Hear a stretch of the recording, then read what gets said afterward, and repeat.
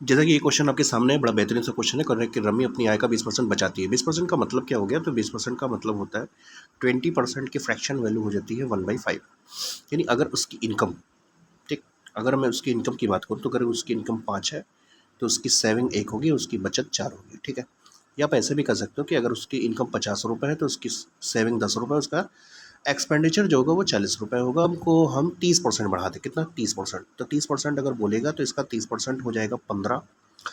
15 इसमें बढ़ाएंगे तो ये हो जाएगा 65, ठीक। और उसका जो एक्सपेंडिचर है ना, उसको वो कह रहा है 40% बढ़ाने के लिए। तो अगर 40% इसका हम बढ़ाएंगे तो 4 चौके 16, ये हो जाएगा 56। तो अगर अब उसकी इनकम 65 है और 56 रुपये खर्च कर रहा है, इसका मतलब अब उसकी सेविंग 9 रुपये होगी, तो उसकी सेविंग घट गई।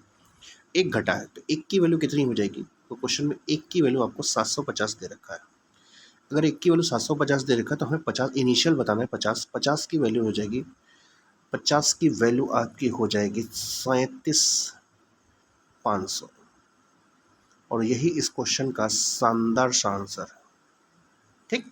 ऐसा ही सोल्यूशन के लिए आप हमें फॉलो कर सकते हैं। धन्यवाद।